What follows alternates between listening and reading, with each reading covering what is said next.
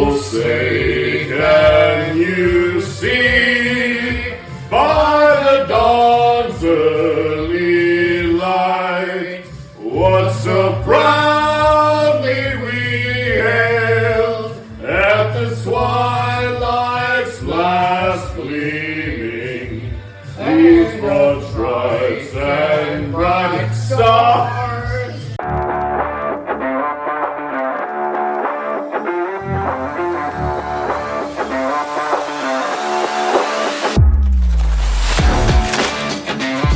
Hey everybody, welcome to another edition of the Brewery Underground Podcast. Joined today, of course, by, the Chancellor of Craft Beer, Scott Finally, he's Touron. back. Cheers, man. You are back. Hey, Finally back as the Chancellor. It's good to see you. Good to see you, man. It's been a long time. What, like 2 days since I seen you? I know. It never went away. All right. By the way, I'm Steve Sullivan. We have returned, and we have a guest today who we're going to bring in here in just a moment, a good friend of ours. But one thing we wanted to talk about, Scott, is a couple of things. Number one, it's like a blast furnace right now in Nashville. It's been like 100 degrees today.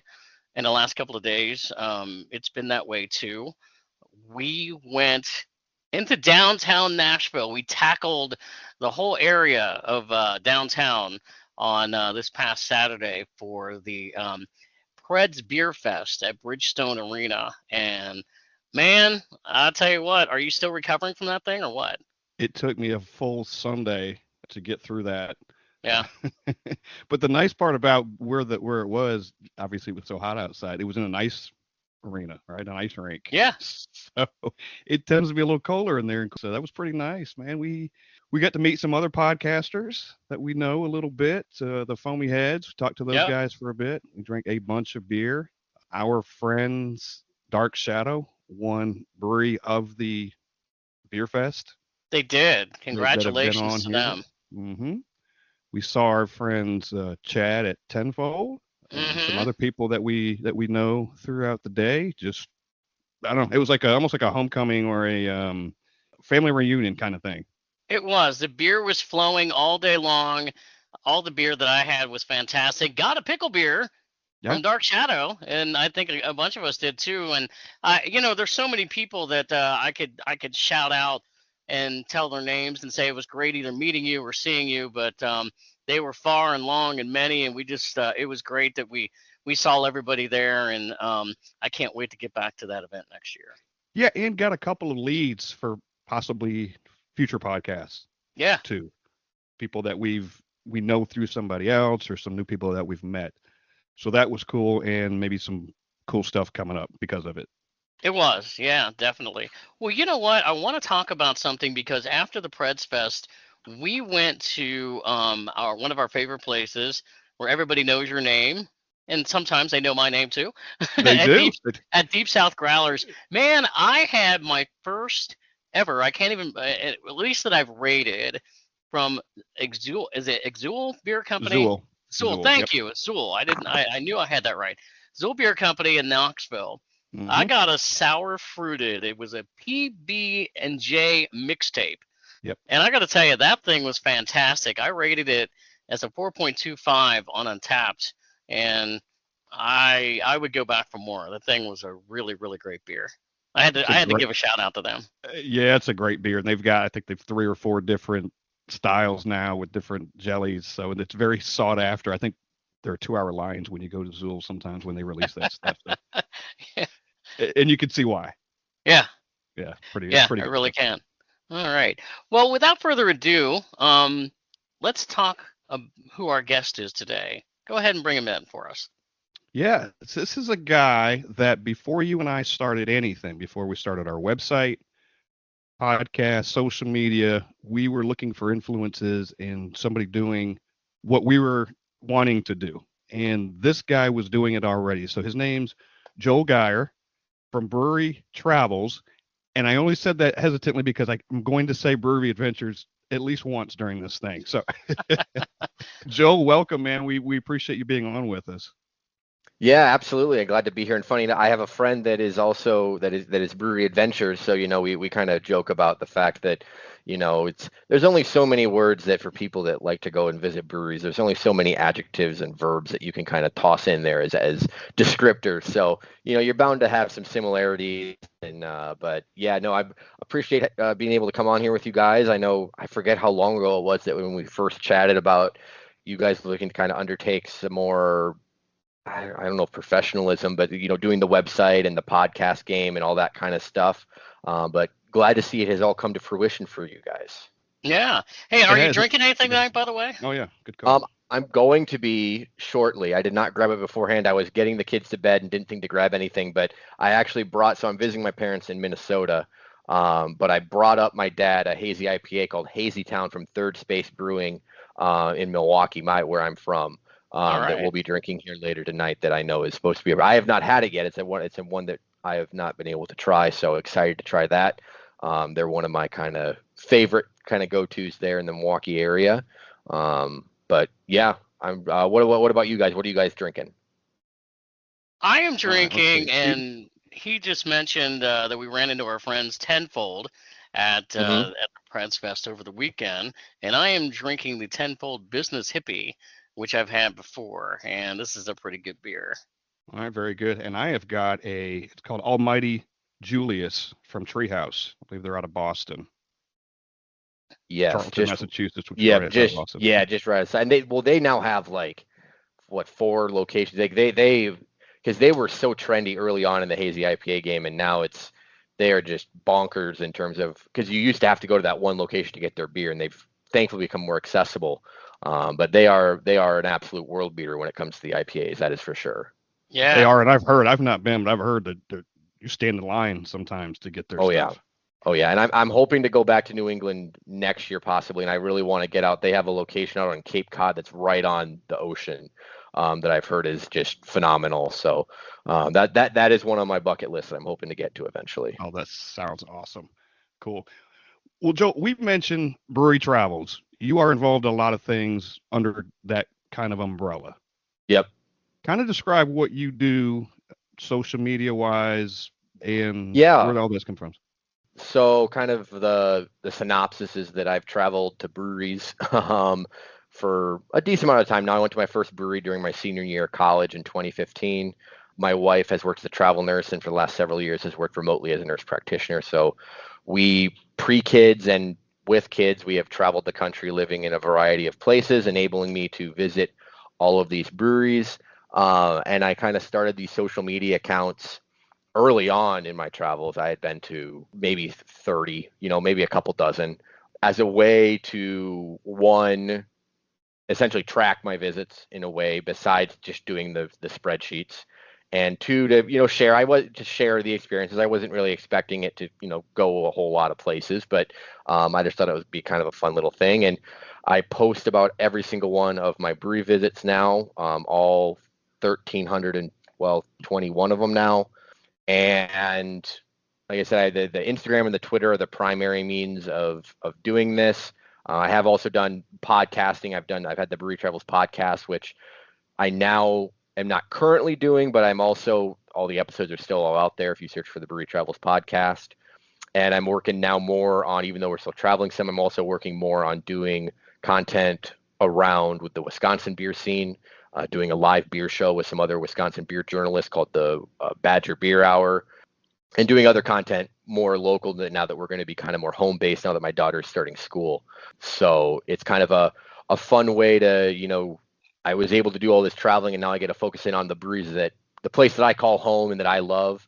And I'm also currently the final piece, I guess I can say, that I know we'll talk about at some point is that I am writing a book. I signed a contract a little while ago with a publisher to get it out, hopefully maybe by the end of this year. It's essentially all written. I have to write it I have to add my little bits of stuff from my Alaska trip that's coming up here this week, and then other than that, it's going to be pretty much well written. And then we're just doing the editing, which can take anywhere from just a few weeks to months, depending on how that all goes. But that's been something that's kind of been a passion project of mine. I've been working on the book for a couple of years now, and to kind of see it come to fruition has been very rewarding, and I'm excited to be able to kind of share my passion for visiting breweries with everyone in kind of a hardcover and all in one thing, rather than, going through a timeline and having to try to sift through things. It'll be a way for people to be able to kind of search through like specific cities and kind of also learn about, I provide a lot of background knowledge on my advice on visiting breweries, planning a beercation, questions you should be asking people when you're visiting a brewery, all that kind of good stuff. It's interesting because we've talked about that on this podcast, and I always go, what do you think? And I'll ask you specifically, since you are writing a book, what do you think is specifically for you as a criteria of saying what makes for a good brewery? I mean, besides the beer. Yeah, well, I mean, because obviously, I mean, not every brewery can be in the top 5% or 1% of quality craft beer. It's not theoretically possible. I always say that if you cannot be one of those uber top of the line breweries, that you have to have something else that differentiates you. And that can come in a lot of ways. There are breweries that essentially survive strictly based off of their food. Like there's breweries that, I mean, because a lot of breweries make incredible food, and if the beer's even average, a lot of people are going to go there because they want the food. It can be the taproom experience. There's a lot of cool tap rooms out there, whether it's a great outdoor area with an amazing view. It could be that they have a lot of different entertainment options. They host a lot of events. It can be that they're really ingrained with the community, that they do a lot of promotions and a lot of sponsorships, and they raise funds for different organizations, and that they're very smart, business wise. But I do think that being memorable in one way or the other is very important, because now, especially in places, and it's gotten to be this way even in places like Milwaukee and Nashville, but especially when you think of places like like a Denver or a San Diego, where there's just so many breweries, and for someone that's visiting, you have to be able to differentiate yourself somehow. And and oftentimes in places like that, there are so many places that are making great beer that you don't necessarily aren't going to be picking them just based off of that. So you have to have other factors in play that make you memorable, to someone who is either visiting and maybe coming back, or doing research and figuring out where they want to go. So yeah, that's what I would say. I know it's a pretty broad answer, but I don't think that there is necessarily a catch-all. No matter what, if you do this thing well, you're successful. Like, I think there's a lot of different paths that a brewery can take, but I think differentiation is obviously the number one thing. That you don't want to look like 5 other breweries in the area and just be mediocre. Like, is that no longer like it 6-7 years ago, you could get by on that for quite a while, and that's no longer the case. We're seeing, especially post-COVID stuff, like more and more breweries are continuing to close, and even some really good ones too. It's not just that, and that reminds you that it's a business and that there's a lot of decisions that go into that. But yeah, so that would be my differentiation, I guess, would be my answer. And Scott, there are breweries here in Nashville that we know of, that we go to, some of the ones that have been around for a while, that are established, so people are used to going there just for the beer, right? I mean, wouldn't you say that, Scott? Wouldn't you think that's true compared to some of the other ones?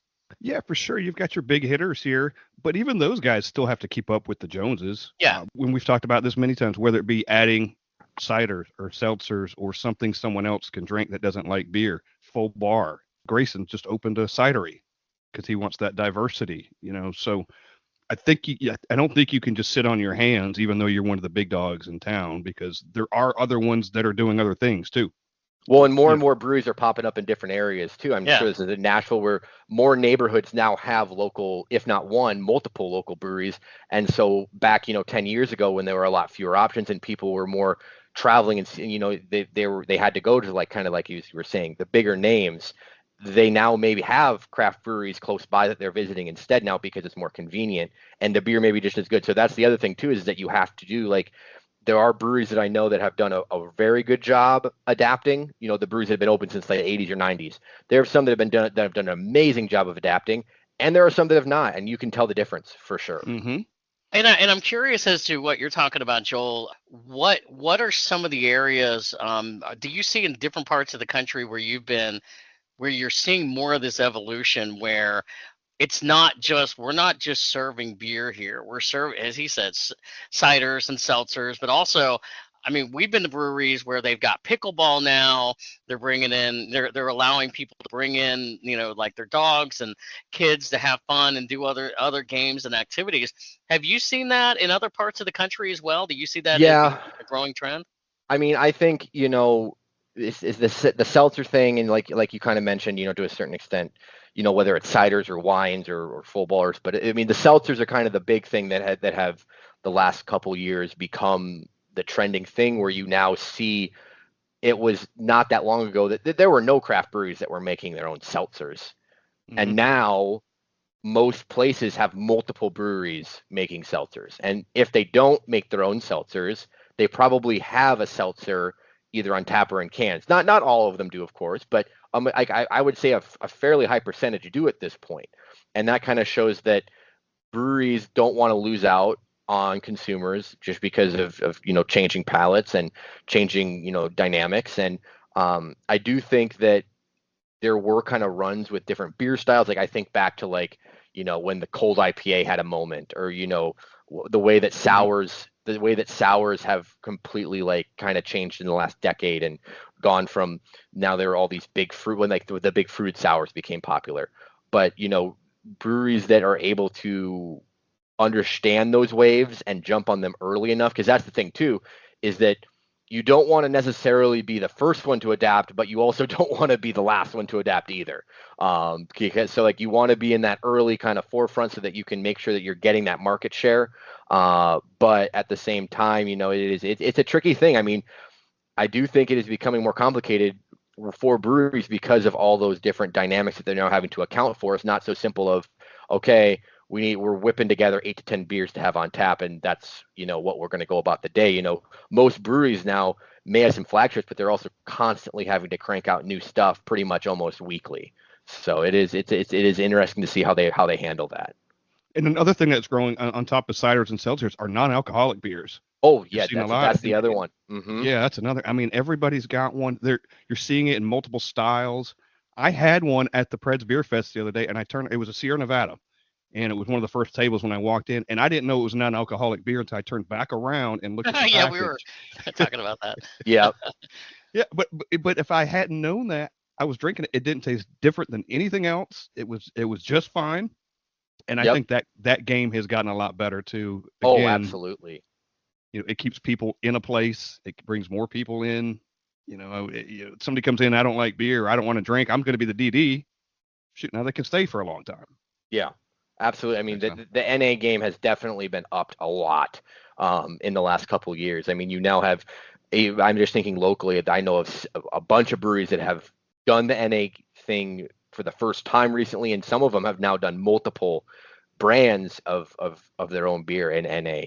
And I do think that is, I think it's Athletic Brewing from out in Connecticut. They're one of the, when the Brewers Association announced their top 50 largest breweries, Athletic Brewery's in that, and they only do NA beer. So that just shows you that Athletic was able to jump on that market demographic at the perfect time, and where they were able to market to them effectively and make a good product, and they absolutely took off. And partially, I think because of that, it made more people aware of kind of the craft NA movement, and that's when you kind of saw more and more breweries on a more local level do the NA thing, even if it's just in taproom or in in small distribution as well. And we see them here. They're in every liquor store here, and maybe they're national at this point. And I see them on menus and things. And it's, you know exactly what it is when you see it. Yep. And that's what they wanted too. That's what they want when you see Athletic Brewing. There's no questions about what it is. So I think that's the big thing that people immediately, when you think NA beer, unless you have a local go-to, most people are thinking of Athletic, which can't be said for many other types of beer. If you say pale ale, maybe you do think Sierra Nevada, or you think Belgian, maybe you think of Allagash. But for the most part, it's very hard to have an entire sector just of people think specifically about a brewery for such an overarching style like that. So because you are writing a book right now, and obviously, as you said, you're about finished with it, but I'm sure you wanted a lot of content there. I know I'm a creature of habit. I see a brewery, I go there, I want to come back and visit again. You just find yourself returning to the same ones because you enjoy the beer, or you're like, I gotta get to a new one because I'm writing this book. It more so the latter, and it's partially because when we're traveling, we're mostly going to new places. Like there are certain ones that we would return to, and obviously when I'm back home, I go to the same breweries all the time. But when we're traveling, for instance, a lot of times we're in a city for a weekend, or if we're living somewhere for a couple months, though, even in those cases, most of the time there's enough breweries there to get to that you're not repeating them. Like when we lived in Denver or we lived in Seattle, I scratched. I mean, I got to a good amount in Denver, but I still didn't. I mean, I scratched the surface of the number of breweries within 40 minutes of me, because of the insane amount of options. Same thing when we lived in San Diego. And when we lived in Nashville we lived there in 2018 for 3 months, and I think I got to everything that was open at that time. And I know a lot has changed since then. We did stop through there. Was it early last year, I think? And I got to Fate La Force and Barrique, which were both so impressive, so impressive. But I guess most of the time I am wanting to try something new because I don't get me wrong, there are breweries that obviously I want to go. I mean, there's lots of breweries I want to go back to, but there's always that kind of inquisitive in me that wants to know, like, okay, I want to know more about this other brewery that I haven't been to at all, because you never know. As I've been doing this long enough, you never know when you're going to find that diamond in the rough, because I've been to enough breweries that I hadn't really heard of much before and walked away blown away. That kind of is the chase that I'm after. I love finding places like that and being able to share my experiences of that. I do think now that we kind of have slowed down a little bit, and once the book comes out, I will kind of maybe return more to, especially, when I'm visiting my parents here by the Twin Cities. In the last year, I've made more return trips to a few breweries that like my dad and I love. So I do see that kind of continuing and trending in that direction. But yeah, whenever I go somewhere like a place like Denver, I may return to a couple that I love, like a Beer Stott or a True Brewing or a Bear Brewing. But there's so many other local options that I know are also would be good, that's kind of the approach I've always taken. Is I'm always looking to tick the boxes, essentially. But yeah. Well, and I see you on social media a lot of times posting pictures of flights. Oh, so yeah. Obviously, you're me. A flight guy. I'm the same way. I go in and I'm scanning the board. Are there specific things that you scan that you want to get, or are you just like, I'm just going in to get what I like or what I see? Yeah, that's a great question, and I actually it's a little sneak peek for a little snippet of the book is that I do talk about kind of my process for selecting a flight.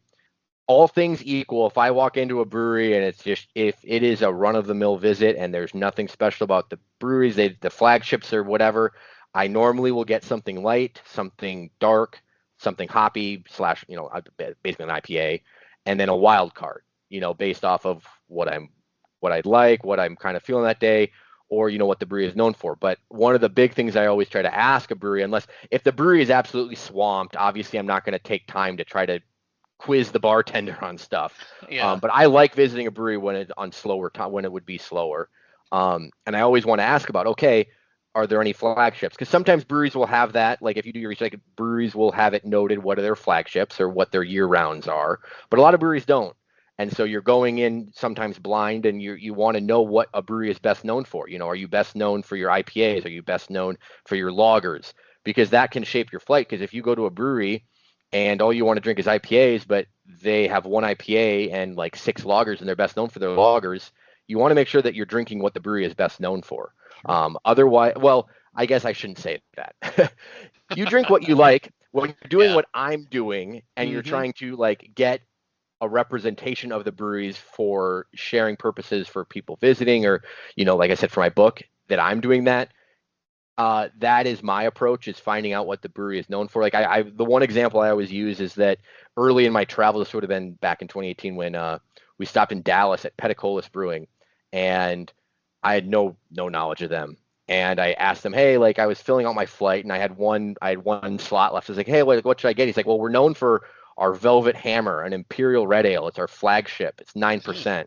And I still don't know if I've ever been to another brewery that's flagship beer was an Imperial Red Ale, but it's won a bunch of medals at the U.S. Beer Open, and it was phenomenal and did not drink like 9%. And that's one of those beers I would not have ordered that beer if I was just going in, if I had just been ordering, that's not a beer that I would have put on my flight. And I'm so glad that I asked about, what I should get, because there's no one that knows the beer better than the people working there, and sometimes that's the owners. But yeah, so that's kind of my approach. I would say, generally I like to get a variety, but if you go to a place like Treehouse, you may get one or two other things, but you obviously are there to try IPAs. Mm-hmm. Obviously, there's other breweries that only do wild ales, but for the most part, on an average brewery visit, I do want to get a variety to see how the brewery performs across a wide range of styles. I do love when somebody, whether it's me or somebody with Steve or a group of us, and they go get a flight and they come back to the table, and it's got this color diversity. Yeah, that's how, it's just like you always see that on me. Yep. Yeah, I always love that. I was like, oh. I feel like I'm the same way a lot of times. In fact, a couple of weeks ago, we were, I believe we were at Tailgate in South Nashville, and I got a flight. They got a variety. But the funny thing was, everything was like the same color, and Scott looks at me and he's like, "What's going on with you today, man? You don't have a different color variety like you did a few weeks ago. We were in Cincinnati." And I'm like, I don't know what happened there. I think you got 4 of the same thing. Yeah, it seemed like it. And sometimes, because they'll always come over and they'll tell you what it is, and it's like, yeah, like, because I'm never like snarky about it because they don't necessarily know, my background and everything. But I'm like, yeah, I got a variety. It's not like I'm not ordering 4 hazy IPAs where it truly matters that I know the order. It's like if you have a Pilsner, a hazy IPA, a stout, and a fruited sour, you can tell just by looking at them which one of those 4 are. So right. But yeah. I love and I'm kind of like you, like you go in somewhere. The Tailgate's a good example of that, and I'm always looking for new stuff. And I'm looking at the board, and it's because I'm trying to find whatever's new, checking Untappd or whatever. She goes, "Well, what do you like?" And I'm like, "Okay, I know what you're doing. I appreciate what you're doing here, but I'm not that guy. I'll tell you what I'm gonna have." Kind of thing. I give the same answer to everybody. I like everything within reason. There's some that's how I am too, because they always ask me that same question. I totally get that. Yeah, there's a few things that I try to stay away from, and I'm not going to bore everybody because I've talked about it on other podcasts. But apparently, I get it. Apparently, I'm evolving a lot because a couple of weeks ago I had a coffee stout or something, and I was just like I was kind of guilted into getting it, and then I went, no, it was a sour. And I'm like, I love this thing. Yeah, it was, and it was Urban Artifact, so it was like a legitimate fruited sour, If they're one of the OGs when it comes to that stuff. Yeah, so you never know sometime. Yeah. Yeah, no, I know. I was going to say the one for me would be I typically shy away from double-digit ABVs. I like barrel-aged stuff, but I occasionally, like I said, there's certain breweries like Anchorage Brewing up in Alaska that I'm going to go and visit here soon. They're best known for like a lot of their imperial stouts and barley wines and stuff. So I'm definitely going to try at least one from there because again, that's what they're kind of best known for. So you want to get the brewery's best shot, especially when you're only going there for the first, like for one visit.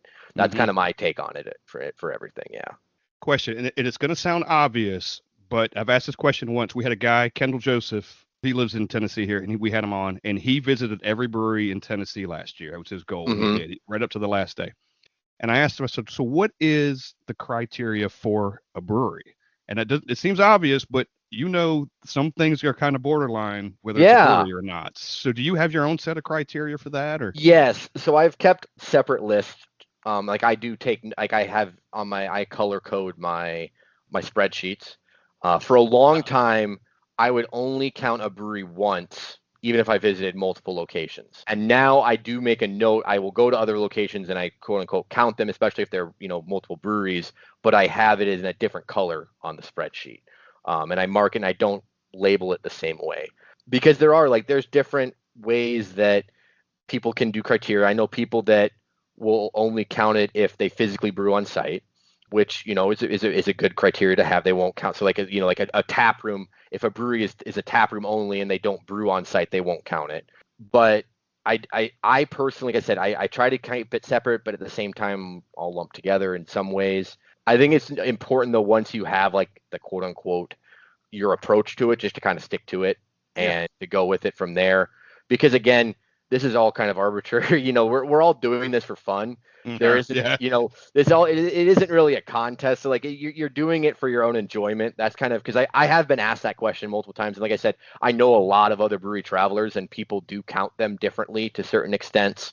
But at the end of the day, we're all just fans of craft breweries and getting to enjoy the experience of visiting new ones. That's kind of my approach to it, is that, I do kind of count them separate I guess, if they are only a tap room. Like I said, if I visit more than one location, but I don't have that many where I visited multiple locations, because when I'm traveling, like I said, most of the time, once I visited a brewery once, I'm not going to another one of their locations. I'm going somewhere somewhere else completely new. Really, the only area where I visit like multiple locations of a lot of breweries is back home, obviously, the greater Milwaukee area. And one of those places I had in mind is like and I don't know if you've probably come across them somewhere, like BJ's Brew House and Restaurant Yes. kind of place, right? They Yes. brew beer. They do. And Yeah. and I would say that I do count. I've been to one BJ's and one Granite City. That is one that I would not count multiple times, because it is like those are those old chains, and the reason that you could count them separately is like it's the Granite Cities, the Gordon Biersch, there are all the what is it, Rock Bottom. Yep. They all do have their own brewers, Mm-hmm. and the beers do actually sometimes, a lot of times, vary from location to location. So there is something to be said for them. And most of them have not impressed me, but I did go to a Gordon Biersch in New Orleans that had an amazing Helles lager. It was the best Helles lager I had in Louisiana, honestly.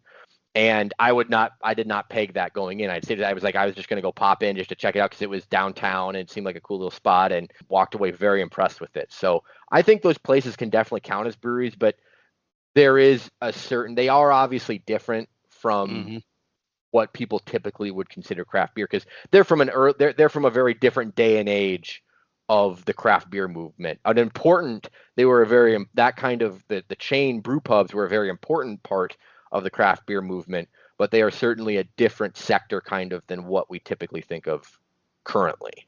Right. And that's kind of why, because same kind of thing for us. We keep a list and the whole thing, and some things are really obvious, and some things like, I don't know, it's kind of borderline. Yeah. To count that one, So, but like you said, whatever your criteria is, stick to it. Yeah, exactly.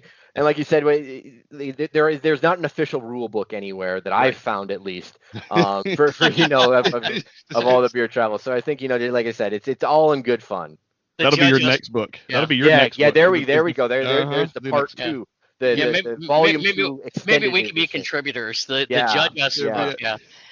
Hey, putting you on the spot here, with all the states that you've been in, is there a clear winner or a winner in your view, as what state has the best breweries or cities?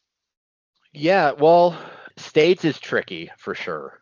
Because like I said, so I guess I didn't say this in the beginning, but Alaska is the final state. I've been to breweries now in 49 out of the 50, and Alaska will be 50. And I'm by the time this has come out, I'm assuming I'm going there in just a couple days. It'll have been 50.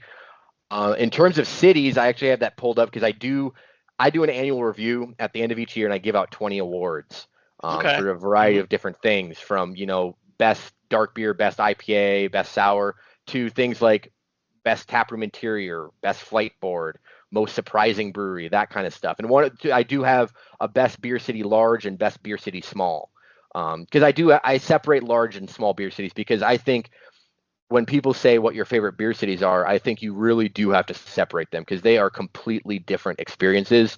Going from like my favorite small beer city is probably Asheville, North Carolina. And comparing that to a place like Denver or San Diego is not fair to either city, because a place like Asheville does not have the sheer number of breweries and options, but you can get between all the options so much easier in a place like Asheville, and the quality is just as high. Because I have now said that Asheville is probably my favorite small beer city, and I guess if I had to pick one, it might be Asheville. Some of my other smaller cities that I'm really big fans of would be a Richmond, Virginia, Portland, Maine. Under the radar one is Duluth, Minnesota. Very under the radar, but they have phenomenal beer scene up there. And then when it comes to large beer cities, I used to say for a long, long time San Diego would have been my answer. And I do think San Diego is still probably for sure in my top 3. After living in Denver, because I've lived in Denver and San Diego, I say Denver did, I think, surpass it slightly. I'm a huge fan of the Denver beer scene. I think more of the breweries are centrally located to the city than in a place like San Diego, because people don't realize that the San Diego beer scene has a lot of awesome beer neighborhoods. They've got Miramar, they've got North Park, they've got the downtown area. But the issue is that you can spend a lot of time in each of those individual neighborhoods, but there's a lot of big names that people want to visit that are in the different neighborhoods. And it's a haul to get between those neighborhoods, especially if you're not there on a weekend. Like, I spent a lot of time driving in Southern California traffic. It lives up to the hype when it comes to how hectic it is. Yeah.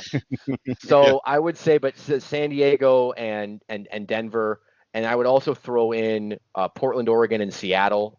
But like really those main West Coast cities are some of my favorites. I love a lot of the Midwest ones too, though. I am biased, to like the Twin Cities, Cincinnati, St. Louis, and Chicago. I mean, Chicago's gotten a phenomenal beer scene. Yeah. Not quite as spread out as a place like a San Diego, but they do still suffer from, because there is kind of that jump from when I'm saying like the big beer cities, but I'm saying places like a St. Louis or Milwaukee or a Portland, Oregon. There's another step when you're talking about a place like Chicago, LA, New York, when it comes to navigating it. Because I love the beer scene in New York City, but it obviously you have to take public. You're taking the subway, to be able to get into the city. It's a lot harder to get around for the most part, I found, compared to other places. But yeah, so I guess that would be my short answer is small beer cities would be Asheville, large beer city would be Denver, but there's a whole host of it's not an easy answer that are all right there. Yeah, and like I said, you could throw in, I mean, those states that I mentioned, you could probably say, places like a Colorado, or I mean, California in terms of the sheer number of options.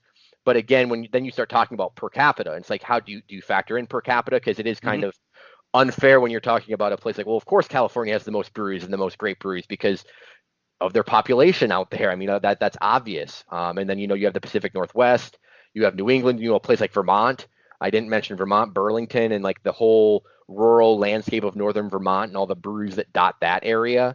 So yeah, I mean, those are all kind of, I guess, in that upper echelon. I guess Colorado or California would probably be my answer. But again, anything in those top like 10 to 15 lists, depending on where you live, you can't argue. I mean, I won't argue with you over that, because my point is always that I say my cliche answer is that at this point there's great beer being made everywhere. Yeah. Pretty much in every part of the country. I've had great beer from Mississippi and West Virginia now, like great beer. And that wouldn't have been necessarily said, 10, 15 years ago. It wouldn't have necessarily been as big of a thing. So pretty much no matter where you live, there is some quality local craft beer being made. And there's still levels to it, but I've found that people are really, supportive of their local movement, and they're biased towards that. And that's a good thing. Hey, in your book, have you put anything in there? Is there an emphasis on, say, certain beer styles that maybe you've noticed in some states compared to others? Like there's some states or cities that they have more lagers or IPAs than other cities. Yes and no. Because I mean, there's like you can mention like like when you think about New England and like the hazy IPA game and the West Coast IPA, out in like the San Diego area. The thing that's tricky with that is that what I have noticed more so is that because my travels have primarily been since 2016-ish, so that's about 8 years, there have been a lot of trends come and go in the craft beer scene. Mm-hmm. And so during my time, I actually was in San Diego as the hazy IPA made a huge run. And I've lived, I remember like during when the lagers were becoming more popular, like where I was living. And so like I feel like that has been more of an influence on me than necessarily whole regions being attuned to a certain style. Like there's certain styles that I guess you can attribute to certain cities. Again, like I know like where cream ales, kind of from, and up north you'll see more big stouts and stuff, especially in wintertime. But all in all, I feel like if you look at it from a macro perspective, it has more to do with what is trending. Like breweries have become more in tune with trends. Like I said, obviously there are some breweries that know what they do well, and that's what they do. But again, if you're looking at beer scenes as a whole from a state perspective or even a city perspective, and have to look at it from a wide angle lens, it does. I have noticed it more so that I've noticed more trends in dealing with the time, like what year I was there versus where I was, I guess I could say. Talk about how, and this is a broad question, but how has Brewery Travels evolved, changed since from when you started? It's been a while. Yeah. To now, and maybe even with your priorities kind of maybe changed too along the way. Yeah, well, that's a great question. I mean, so I started, like I said, I started the Twitter account early on, and then I started taking handwritten notes at every brewery at my 56th brewery visit. And I've taken handwritten notes at every single brewery since then. I have a huge stack of notepads from the little portfolio that I take to every brewery. And I know that like in terms of my approach to the beer, like I said, I have gotten better at my palate diversifying for one, which has enabled me to, I think, get a better appreciation for breweries that I'm visiting, for sure. That I'm not as limited to trying to figure out like, okay, like, cause like early on I wasn't a huge IPA guy. Like, okay, is this a good IPA or is this not a good IPA? You know, I wasn't as big into lagers when I first started. Now they're my favorite style. Like, okay, this is another lager. Like, that's fine. And so I think that has been the biggest change is my palate being much more attuned to things, and also my ability to kind of recognize how the brewery's set up, like taking in more like substance in terms of what the taproom experience is like, the background of the brewery. But other than that, like, I would say not a ton has changed. I feel like I've been pretty consistent, which I think is important in terms of my approach to the visits. The last 5 years, I occasionally will have a kid with me. So, you know, I guess that's the, the one difference. But yeah, I guess that's kind of it. Though. Like, I feel like really the only thing that has changed is my own personal growth and my kind of ability to appreciate what the brewery is offering better than when I first started. Because I think that is one of those things when I was still so early on in my own craft beer journey is that I was still learning styles. I mean, you know, like in learning what different things were for a brewery. And now that I have, you know, as I got more into this and visited more and more places, you get more in tune with what you should be tasting for different styles. And yeah, I guess that would be the biggest thing. I really feel the same way. Yeah, I feel the same way. I know, speaking for myself, I feel the same way because I go sometimes and I'll go, okay, I'm going to try this IPA. Not sure I'm going to like it. And all of a sudden I'm going, hey, I like it. And maybe 2 or 3 years ago I didn't. And I've gone, you know, on Untappd and I'll look at IPAs that I may have rated a couple of years ago. And I go, you know, if I tried that now, I wonder how I would like it now. Because, yeah, as you say, things change. One of the big things for me, like early, like when I was in college, 21, like one thing I talked about in my book is that like I always just wanted to do craft beer. Like my roommates would go and buy a 30 rack of whatever was on sale, you know, at the grocery store, and I would go and do a pick six or a variety pack. And an example of what you're kind of talking about, like this is an extreme example of that. But when I had no knowledge of like date codes and what off flavors were and that kind of stuff, I had in my 6-pack, one of my pick sixes, I remember early on, I had a Bell's Two Hearted, and it tasted like crap. It was awful. And so I did not want to drink that. I didn't drink that beer again for years because I thought, oh, no, that's gross. And looking back now, I have 100% clarity and knowledge that beer had probably been sitting unrefrigerated on that pick six shelf for God knows how long. And that was why it tasted so bad, is that it was probably a year, 2 years, whatever, past its prime. And that's why it was sitting there. And because of that, like I missed several years, like where I shied away from Bell's entirely. And so because I didn't have knowledge, like I said, I didn't have knowledge of that. And that's one of those things that you learn as you go. And now you have a better understanding of it, so you don't necessarily make those kind of same mistakes moving forward. Absolutely, I can speak to that and I was going to ask you about this too. But when I check in something on Untappd that I've had probably say a year or two ago or even longer, yeah, and I'm like, why did I give that such a low rating?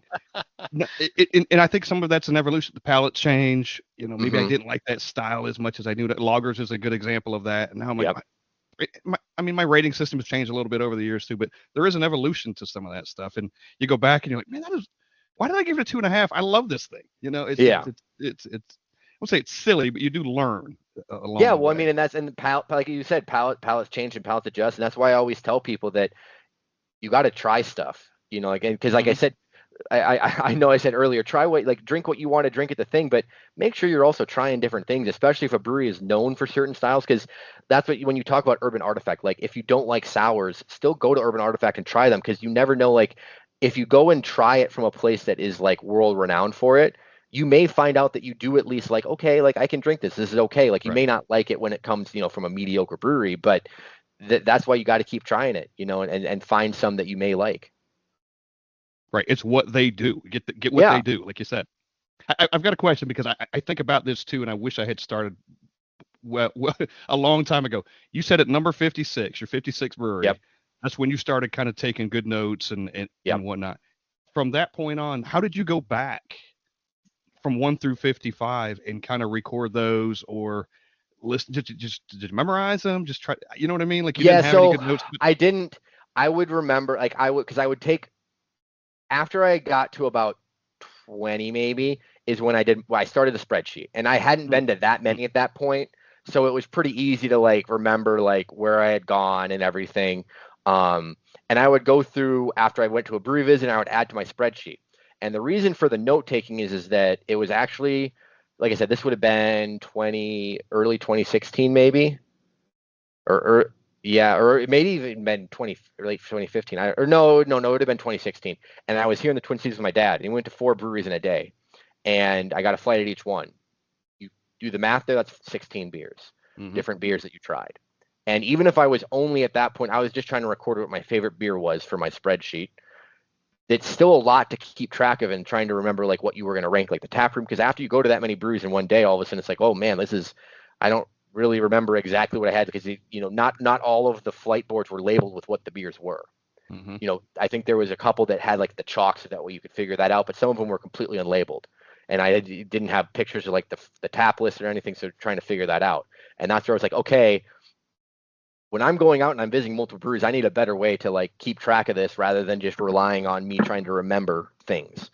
And I went out and bought that little portfolio thing, a little notepad, and been doing that ever since. And it's, like I said, I love being able to kind of track the breweries, and it also opens up a lot of conversations, because believe it or not, there's not too many dudes sitting at a bar by themselves taking notes on a notepad at breweries. That's not what normally is happening, because 95% of the time I'm there by myself, and I'm there taking notes, and people, like whether it's workers or people sitting next to me, often will ask what I'm doing, and then that strikes up conversations, and I love being able to do that. So that might take us into another conversation about the beer community. Yep. Because we know you're a part of it. We've heard others talk about you in glowing terms. You got to talk to Joel. It's like, yeah, we talked to Joel in the beginning when we were going to start this podcast. Really talk about, because I'll be honest with you, and Scott and I talked about this recently on a podcast. When we first started this podcast, I had no clue about the beer community. I mean, we were going to start the podcast, and we were going to, talk about our brewery travels and, rating beers and all that. And all of a sudden, people were reaching out to us, and they've heard the podcast, and, we want to meet up with you guys and send you beer. And I'm like, what is going on here? Well, the example he's giving right now is Keith and Coop were some of the first ones to reach out. So I guess my point is, I had no idea that the beer community was this large, and the outpouring of just the way it is, and people want to give, and they really want to embrace you. It's really kind of cool. Can you talk about what it's meant to you since you've started? Because like I said, I started like this was a long time ago when I first kind of started the social media thing, and it's gone through a lot of evolutions. I have made some very good friends, like true actual like friends, like that are even outside of beer, that are now considered friends, that I talk to regularly from different parts of the country. And part of that is via social media. Part of that is my traveling and living different places that I've been very lucky to be able to do. But yeah, like I am similar to like where I was doing my podcast, and I was having on these guests from all over the country, and I was able to interview people that I didn't think wouldn't have given me the time of day otherwise. Like some of these national beer writers and like beer authors that are, very well renowned and respected, that were coming on my little podcast. And I thought that was awesome. And yeah, I mean, everybody really is like, I have made, like I said, a lot of good friends, and I also love the community is open to, like, I get DMs and stuff all the time asking for recommendations and stuff, and I love being able to provide that. I guess I could call it service. I love being able to provide that service for people, because I always tell people that if I can't provide you with recommendations that I myself can speak on, I can pretty much guarantee you that I know someone that can at this point. Yeah.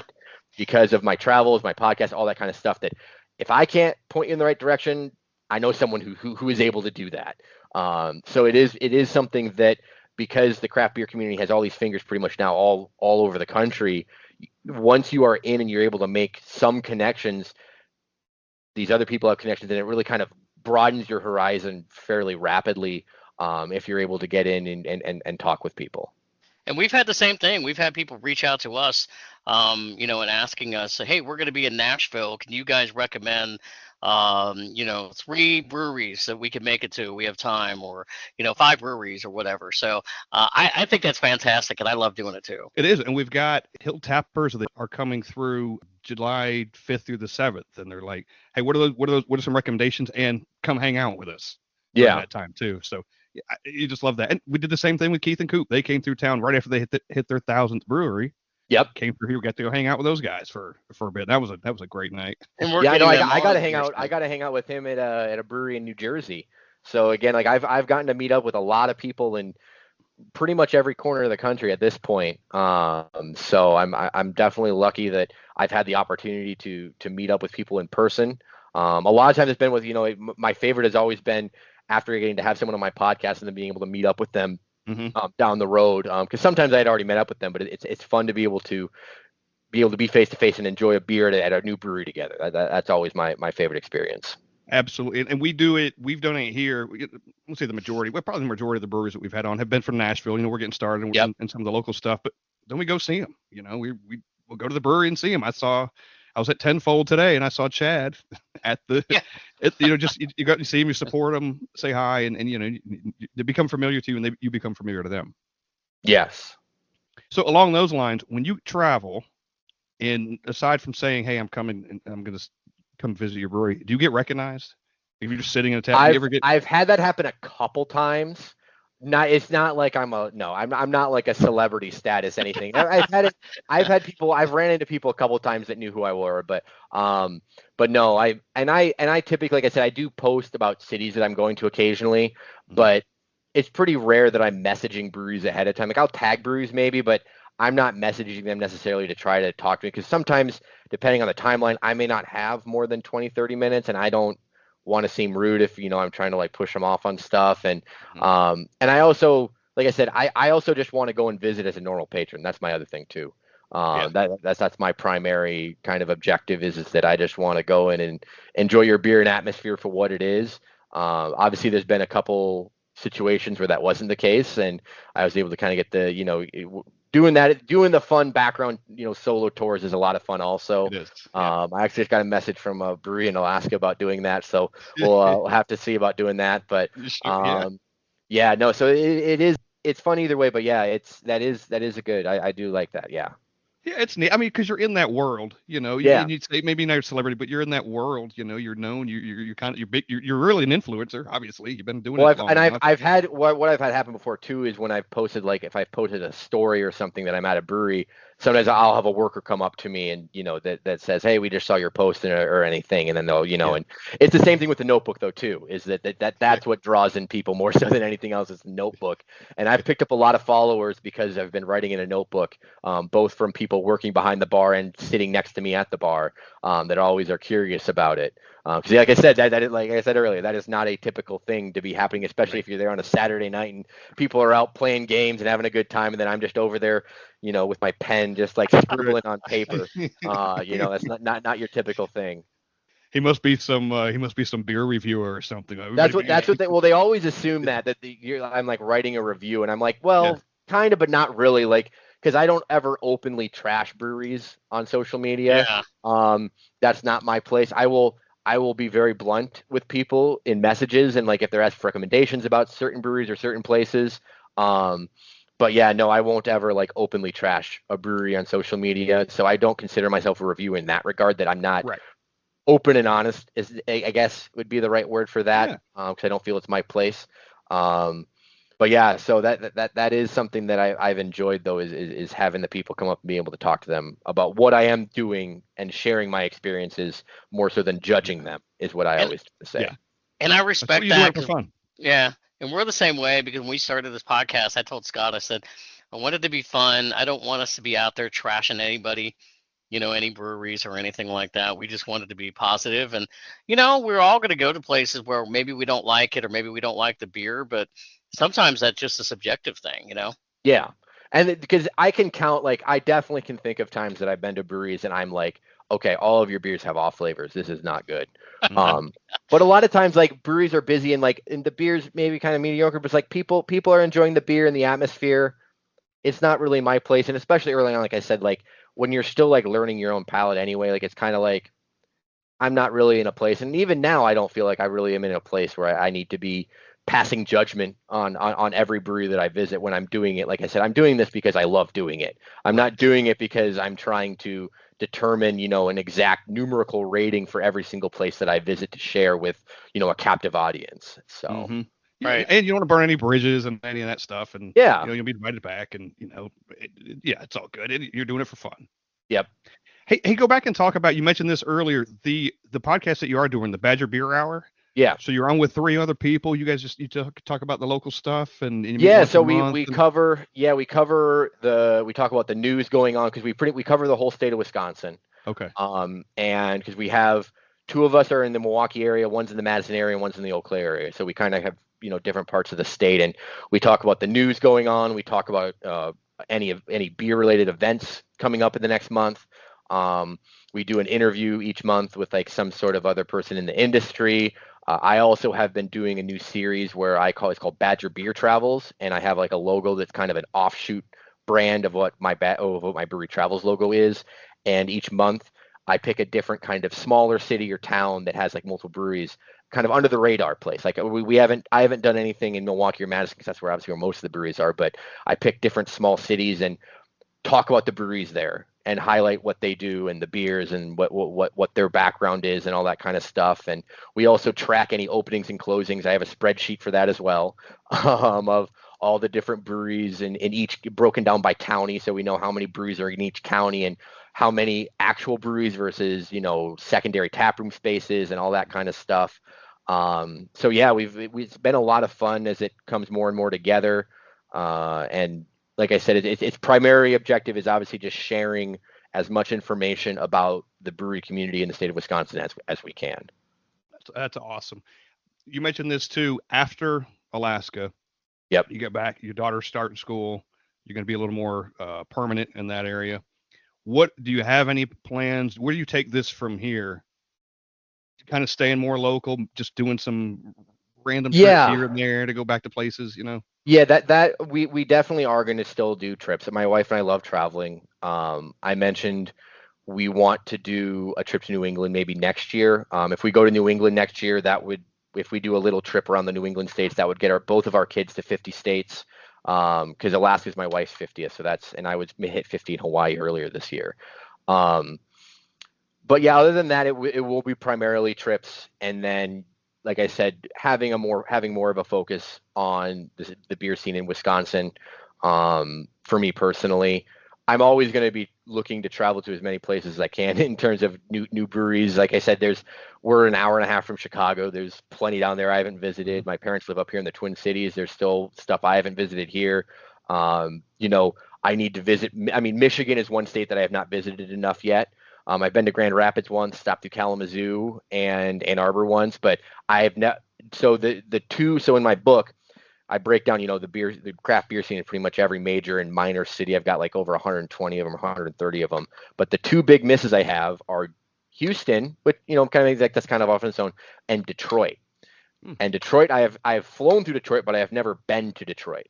And so that is one that I'm hoping. I would have loved to have gotten it done this summer before the book, but I don't think it's going to happen. But hopefully maybe next year we can get there. to kind of cross that off. But yeah, Michigan is a state that I would really love to spend more time in. The issue is that there's this big lake in the between us, and so it's not as convenient as what you would think it is. Like it's at minimum probably like it's like a 4-hour, 5-hour drive to get to Grand Rapids, 6 hours to get to Detroit. So it's like it's not like a hop, skip, and a jump necessarily where you can just go for a day trip. Like you have to plan like a full-blown long weekend out of it. But that will hopefully come down the line as well. So it's interesting you mention that because in about 3 weeks I'm visiting friends in Holland, Michigan. Oh, nice. Near Grand Rapids. I've never been up there before, and I'm going to be up there for about 4 days. And so, yes, I am going to take in the brewery scene in the Grand Rapids area. Oh, that's great. Yeah, that's another. I guess I could have. That's another name that you could toss in there with the small beer cities for sure. I've heard. They've for a long time. I know that they had the beer city nickname for a while, and I think their growth has slowed in comparison because they were at the forefront of that craft beer growth, and so their growth the last couple of years hasn't been the same as some of the other small cities, but it's because they were already there. 10 years ago they had so many breweries, and they have a lot of great quality stuff being pumped out there. I need to make a return trip for sure at some point. Well, Joel, before we let you go here tonight on the podcast, we want to circle back to your book and talk about where people can find that and eventually and where they can find you as far as like on social media and how they can find you. Yeah, well, so on social media, Twitter is @Brewery Travels, Instagram is @Brewery_Travels, and for now, like I said, the book is going to be coming down the line. Eventually, if you follow me on social media, you will see it because I will be promoting the heck out of it when the time comes. We'll help you. Yeah, well, maybe I'll have to come back on and do a whole like, book spiel. Yes. I'm planning on doing a whole podcast tour, and I'll be doing events at breweries all over the region, and it's going to be a big deal because I'm like I said, my wife, my gracious wife, this has been a long hobby of mine that I've been doing, and this is my chance to hopefully make a buck off of it for the first time ever. So come to Nashville, maybe we could do it together. That would be fantastic. I would love to get down to Nashville. I'll have to, and my wife loves Nashville too, so we'll have to see what we can work out there. But yeah, so follow me on social media, and once the time comes, it will be online on different websites. I'm sure through the publisher's Atmosphere Press's website. I'm sure it'll go on Amazon. Go to the publisher's website though, because I get a bigger cut of that than Amazon, of course. But again, I'll be posting about it all over social media for people to see, and sharing as much information as I can about it. And like I said, the goal is to hopefully get it out before the holidays. If it doesn't, though, early next year, because again, it's better to make sure that it's a polished product the way I want it to be, because I'm only doing this once, rather than rushing it out to print just because I want it to be done before Christmas shopping happens. So exactly. We will, but we may also, I don't know, pre-ordering may happen anyway, so that may be able to be done earlier. But yeah, this is my first go around, so I don't actually really know how that goes in terms of a timeline. So don't quote me on any of that. Well, when you get through it all, then when we do ours, we'll know who to talk to about. Yeah, exactly. I know. When we buy the book, can we send it to you and you'll sign it for us? Yeah, we can work out something like that. Well, like I said, if I can come down there, it'll make it all that easier too. So, no, I'll have to be sure to. We can definitely work out some sort of book signing thing. Yeah. Share some flights together as well. I know. I want to ask one more thing because when we talked on the phone, which was about a year ago, what do you feel about Untappd? And with all the stuff you're doing, I don't think you use it, right? And I do not. That'd be one more thing you would have to do ultimately, right? There is that. And so there is part of me that would have liked to. So I do actually have it Untappd, and this is going to sound really silly. It's a burner account, essentially. I have a private Untappd, and the only thing I use it for is rating my favorite beers that are produced locally, because I want to support my local breweries that I love. And so doing that, because I know that it matters. Because overall, no, I do not use Untappd. I don't have I have an appreciation for it. I do not have a love for it.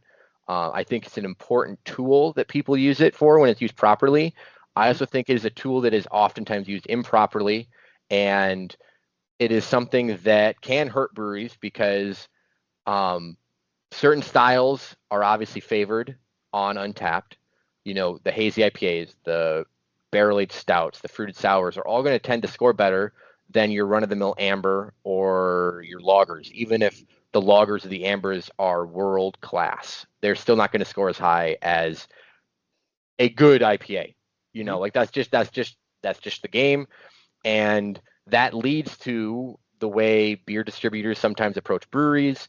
And so there's that whole cup of tea. But I do think it is a useful tool, and I do have it, like I said, on my phone, because when I'm doing my research, I include this in the book too, because I talk about all the different tools that you can use when you're kind of planning a beercation. And Untappd is something that when you can go and search by top ranked breweries, within X number of miles of a city, and it's something to be taken with a grain of salt, though, because like I said, you kind of tend to know, okay, if a brewery is rated highly, you probably know what beers are going to be there. Not necessarily, like there are obviously exceptions to the rule, but you do kind of, just take it with a grain of salt and use it as one of the tools, not necessarily your only tool when planning what breweries to go to. But some breweries, that's where they post their tap list. And so it is something that if you have, it can be very vital if you're wanting to look ahead of time at what a brewery is offering. That can be great because you can go in and look at what is currently on tap or what people have been drinking there lately.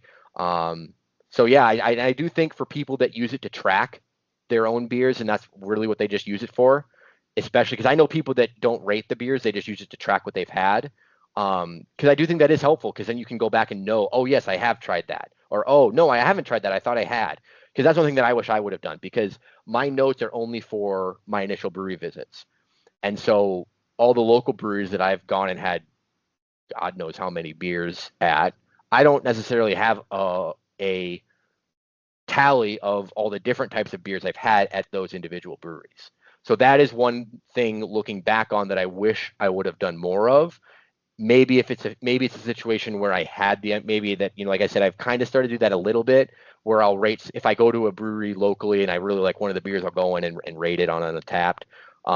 But part of the reason too is that I go back to my whole spiel about not wanting to necessarily, not really trash brews, but I also don't want, because people always wanted to follow me for my beer ratings and stuff. And I said, I am more than happy to give you recommendations, but I also don't want to be like one of the people that like people are following me to go and, get the beers that I'm getting, at every single stop, and knowing exactly how I'm rating every single beer at every single place. That's not what I wanted to do. So yeah, that's kind of been my approach to it. But like I said, great tool if it's used properly. Yeah, and as a consumer, we've talked about this a couple times. It's one thing. Until we started talking to brewers about it, they were like, I didn't see their perspective. Yeah. How it can hurt someone. Oh, I don't like IPAs. This thing's got a 4.5 overall rating on 10,000, and this guy's giving it a 2. I don't. Well, yeah, well, it's IPAs. like, it'll just be like, I don't like Kolsch, and it's a 1 star. It's like, then don't rate it, because it's like that is my big gripe with it, is that people don't understand that their ratings can't, especially if it's a small brewery. Like if you're not talking about a Sierra Nevada, if you're talking about the tiny neighborhood brewery that is only serving beer on tap in a couple local accounts, if a bunch of people just say, oh yeah, I don't really like Kolsch, and give it 1 star, and it gets knocked down to a 3.4, like that really does matter to like a brewery like that. So that's my big gripe with it. I've reached a point, well, really a long time ago, that I don't, if it's something that I really just don't like, I mean, I don't, if it's below what I think is like a 3.25, I don't even rate it. I don't even bother. Yeah. I'm like, you know what? I'm not even gonna bother, because I'm not gonna drink it again. So, so if you come across a beer that doesn't have a rating, you just know, okay, hard pass. Yeah. Yeah, exactly. I didn't put a real, it's probably not good, but I didn't put a real number on it. So yeah, Yeah. Exactly.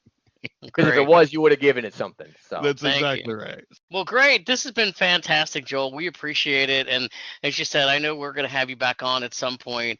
But thank you. You've been a great friend to us over the past year or so.